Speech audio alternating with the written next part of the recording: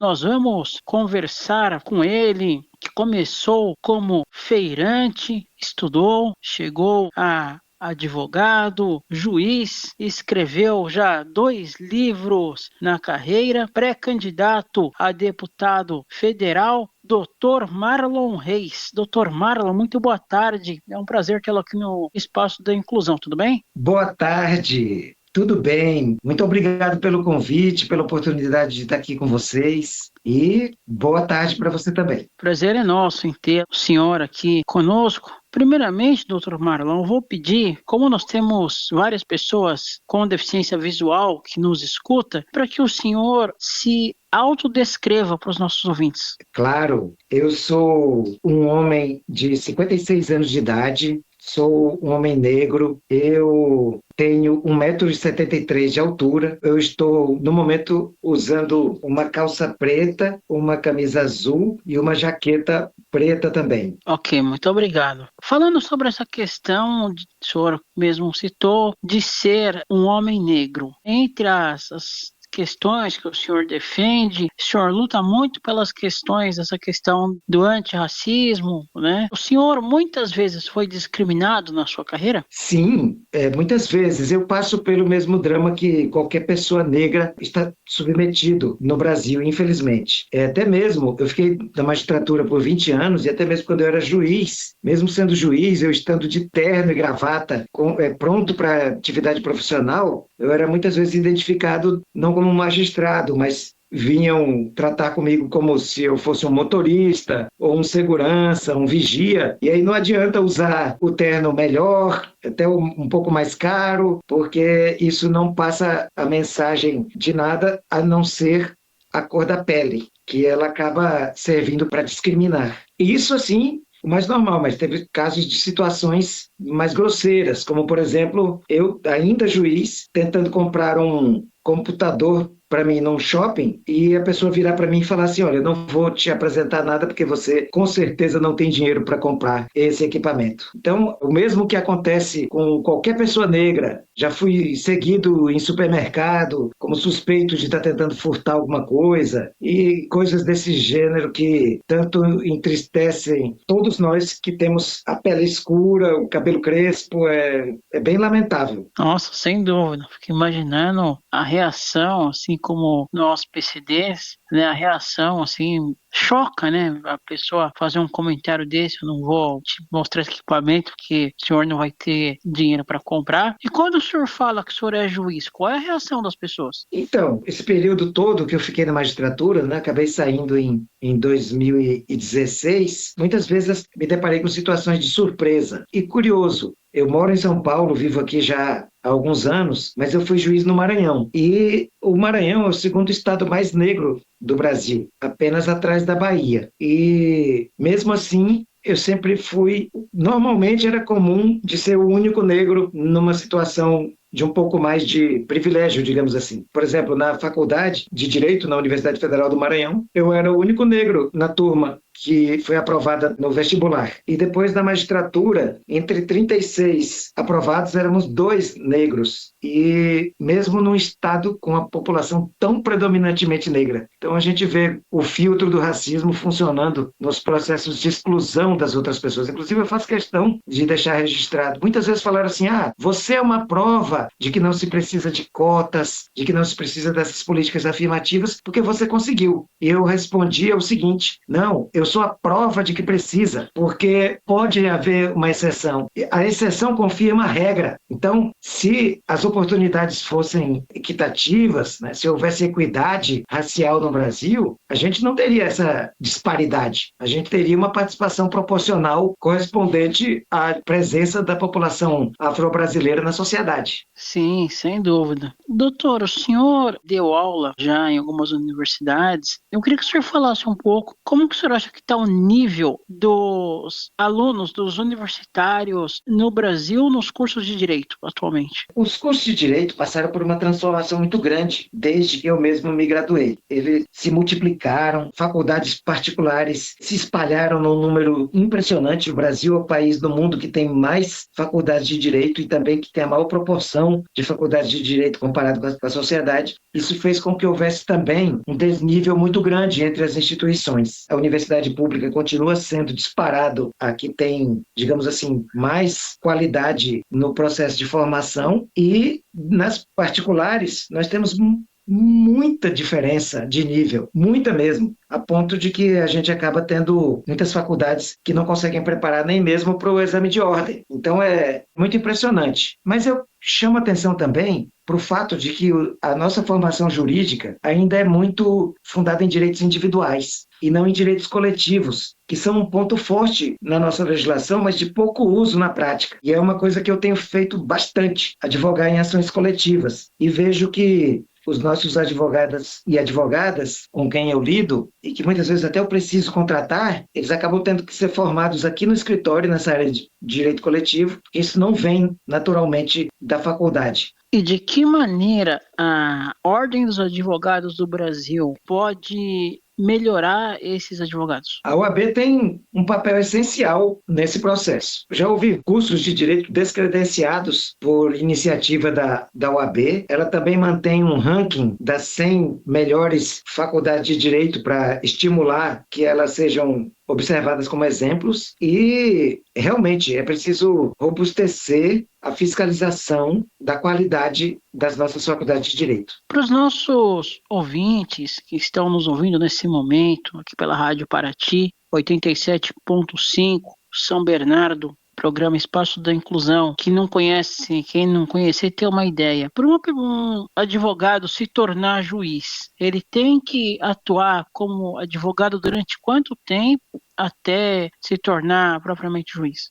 Tem um período de prática forense, seja como advogado, promotor de justiça ou outras carreiras jurídicas. Mas é preciso ficar 3 anos em atividade profissional na área do direito antes de fazer um concurso para juiz. Agora, falando propriamente da pré-candidatura do senhor pré-candidato a deputado federal por São Paulo, o senhor já fez algumas coisas, a lei da ficha limpa, por exemplo, né, o senhor atuou. Aliás, fala sobre esse tópico, inclusive. Então, eu posso dizer que eu já participei de mais processos de edição de leis do que a imensa maioria dos atuais parlamentares federais, tanto senadores como deputados federais. Eu sou pré-candidato a deputado federal e quero, caso seja eleito, levar minha experiência legislativa. A maior delas foi a aprovação da lei da ficha limpa. Muitos que nos ouvem sabem que foi uma mobilização popular nacional que aconteceu nos anos de 2008 e 2009, levando à aprovação da lei da ficha limpa em 2010. Se não tivéssemos conquistado toda a sociedade brasileira apoiando essa lei, ela não teria passado. Então é preciso ter sabedoria, habilidade e capacidade de mobilização popular para fazer chegar ao Congresso Nacional grandes temas como esse.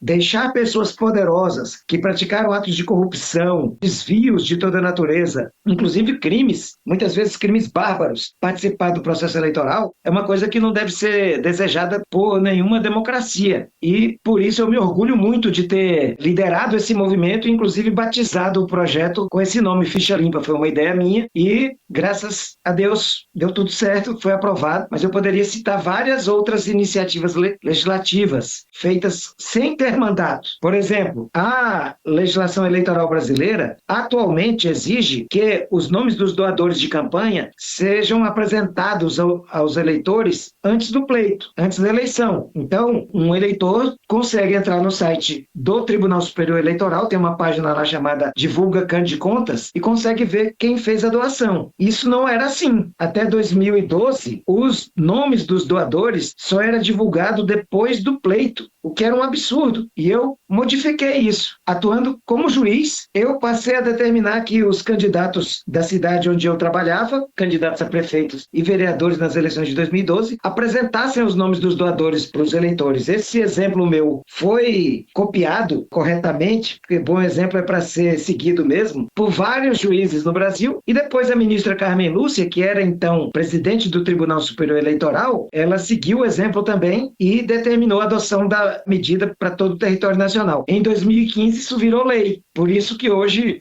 se sabe de antemão quem está doando para os candidatos. Isso é bom para a imprensa, que pode atuar fiscalizando, vendo, divulgando, bom para os eleitores e eleitoras, que podem saber quem é que está doando para os candidatos. Isso pode ajudar a formar sua opinião também, que obviamente quem está doando diz muito sobre o candidato que está sendo apoiado. Sem dúvida. E hoje, se o senhor for eleito, além de tudo que o senhor já fez, quais são os seus principais objetivos? Olha, meu principal objetivo é transformar a luta pelo direito das pessoas em algo institucionalizado, que as pessoas não tenham dificuldade de obter a defesa para os seus direitos, especialmente os mais vulneráveis, que são realmente os que não têm acesso à justiça. Além disso, é preciso defender os direitos das grandes coletividades, o povo negro, as pessoas com deficiência, as mulheres, os indígenas, todas as pessoas que têm dificuldades de serem reconhecidos a partir dos seus direitos que têm pelo fato de pertencerem a um segmento vulnerabilizado da sociedade. Então, eu quero usar, se for eleito,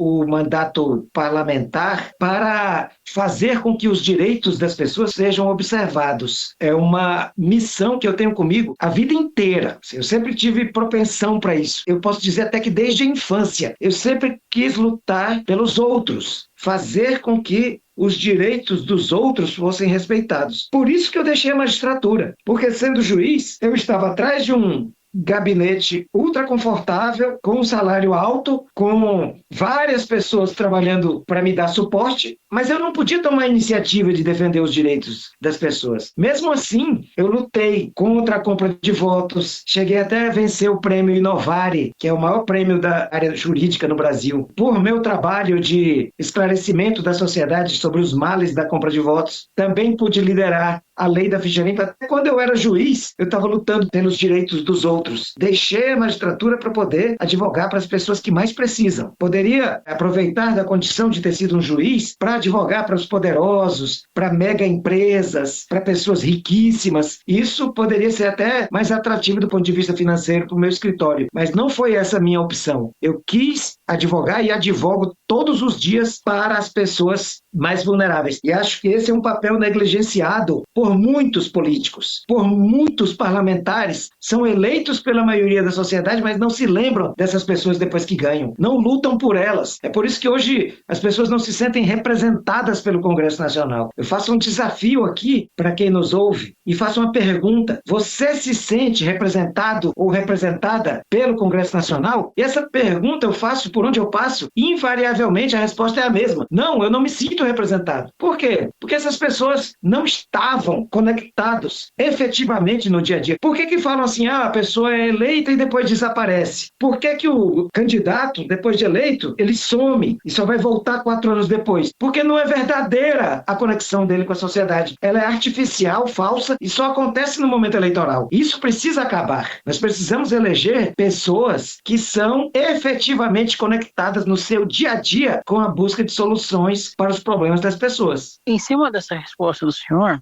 por exemplo, tem os mais vulneráveis, tem grupos, né, que nós temos poucas pessoas no Congresso Nacional. Por exemplo, das pessoas com deficiência, tem 1 ou 2 na Câmara. No Senado nós tínhamos a Mara Gabrilha, que inclusive está saindo agora. Por que o senhor acha que tem tão poucos representantes no Congresso Nacional? Seja indígena, pessoas com deficiência, mesmo a questão dos negros. Qual é o principal motivo? O principal motivo é que nós temos um sistema eleitoral muito ruim, que acaba invalidando as tentativas de chegar ao Congresso de pessoas que efetivamente fazem parte desses grupos. Aí, as mulheres, por exemplo, elas são 19% do Congresso Nacional, mas são 52% da população brasileira. A população afro-brasileira, ela representa 56,5% da população e pouco mais de 20% dos membros do Congresso Nacional de forma declarada. Só que muitos que se declaram negros são, na verdade, pessoas brancas que só declaram que são negros para poder obter verbas de campanha. Então,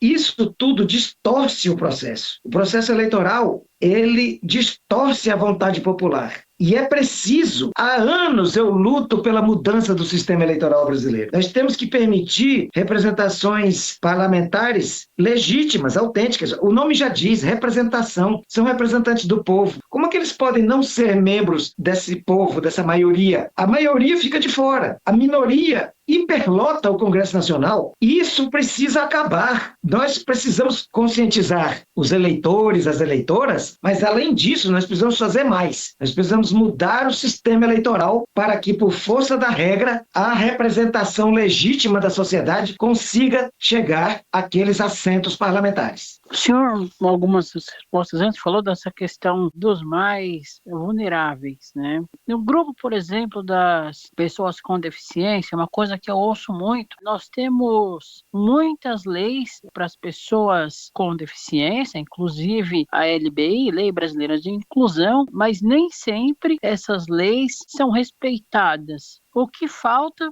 para que essas pessoas, não só a LBI dos deficientes, é um exemplo, mas os outros grupos, que as leis que têm sejam realmente respeitadas? A primeira missão nossa para que isso aconteça é que haja uma representação legítima dos segmentos que são excluídos. Eles precisam ser incluídos. Os PCDs, por exemplo, representam quase 10% da população brasileira e, imaginem, se fossem 10% de assentos parlamentares ocupados pelas próprias pessoas com deficiência, nós teríamos mais de 50 deputados federais, e aí a diferença ia ser muito grande. Pessoas efetivamente fiscalizando, não apenas legislando, mas fiscalizando, que é um papel também muito forte do parlamentar que não é cumprido, que é de fiscalizar os governos, fazer com que as leis sejam cumpridas, é papel do legislativo, que pode fazer muito por isso. Além disso, nós vemos a questão das emendas parlamentares, especialmente as emendas impositivas. Eu sou contrário, inclusive, às emendas impositivas, porque eu acho que é uma usurpação do papel que é do Poder Executivo. Mas, para onde são destinadas essas emendas? Essas emendas deveriam ser destinadas a, se fosse algo absolutamente legítimo, para realmente quem precisa. E acaba se sumindo com esses recursos, muitas vezes também envolvidos em casos de escândalos, de desvios desses recursos. Então, tudo isso precisa ser absolutamente corrigido. O senhor, em todo o tempo, na sua carreira, como juiz, professor, escreveu 2 livros. Eu queria que o senhor falasse um pouco sobre eles.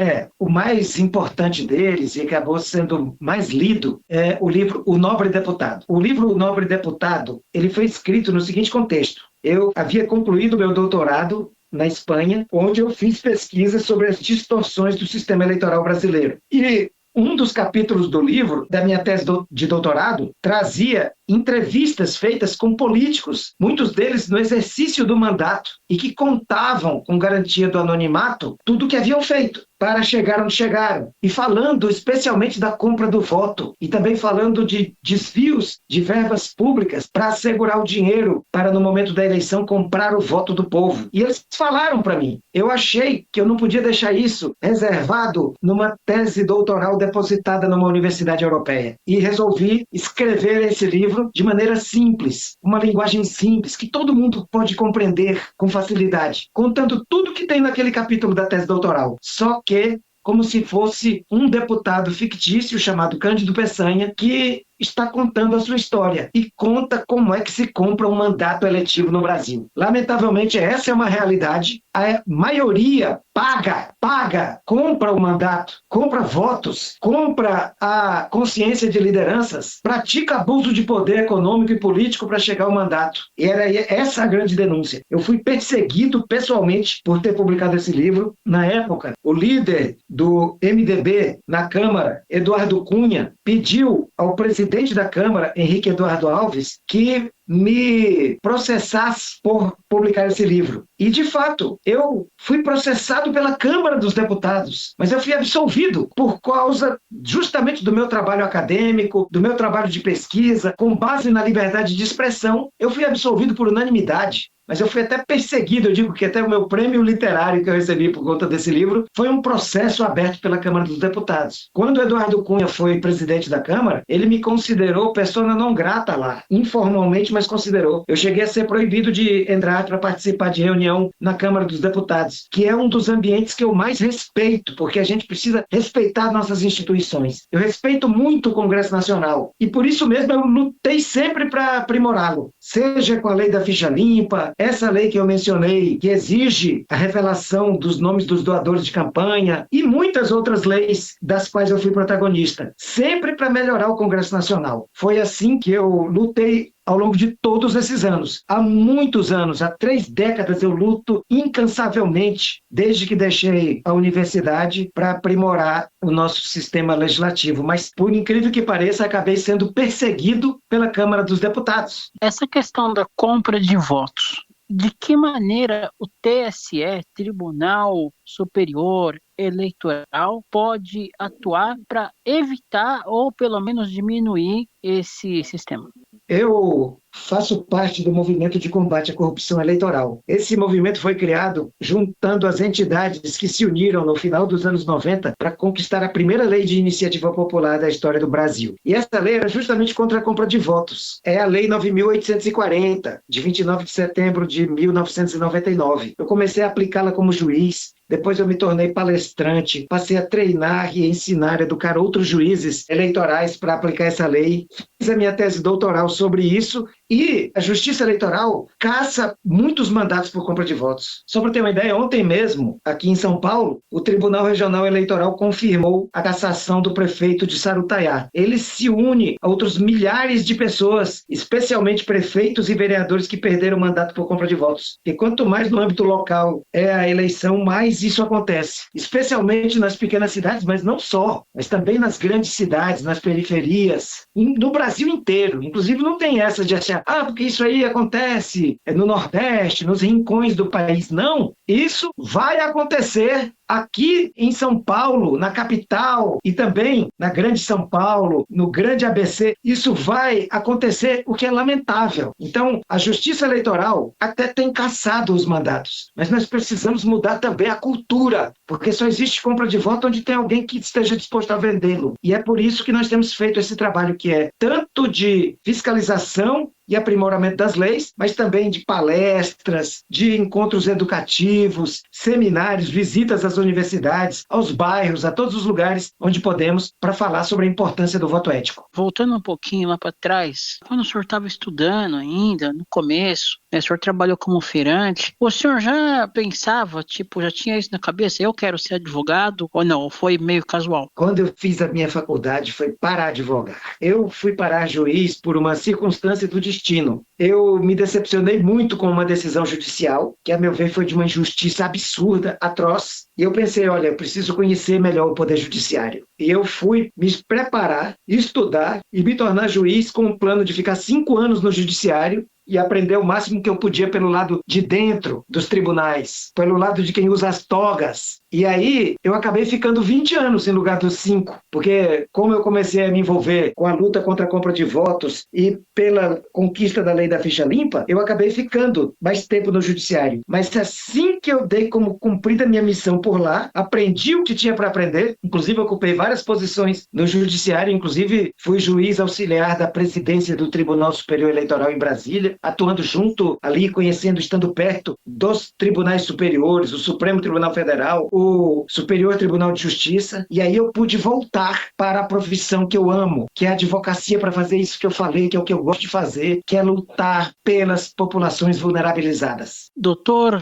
Marlon Reis, pré-candidato a deputado federal aqui por São Paulo, em nome da Rádio Paraty FM, do programa Espaço da Inclusão, gostaria de agradecer a atenção, a gentileza do senhor, suas considerações finais, se quiser deixar algum contato, fique à vontade. Não, só agradecer mesmo a vocês pelo belo trabalho que fazem e também aos ouvintes por compartilharem conosco esse momento e dizer que é uma alegria poder me dirigir a todos vocês e aproveito para convidá-los para seguir o meu perfil no Instagram, que é o @MarlonReisADV, Marlon Reis ADV. Fica todo mundo convidado para me seguir por lá e ver o que eu tenho feito. Tá tudo contado lá, lutas contra as bets, luta a favor das crianças e adolescentes, luta a favor de muitas pessoas que realmente precisam. Marlon Reis ADV é o meu Instagram. Ok, conversamos com o juiz, atualmente advogado, pré-candidato a deputado federal por São Paulo, Dr. Marlon Reis, aqui na Rádio Paraty FM, programa Espaço da Inclusão.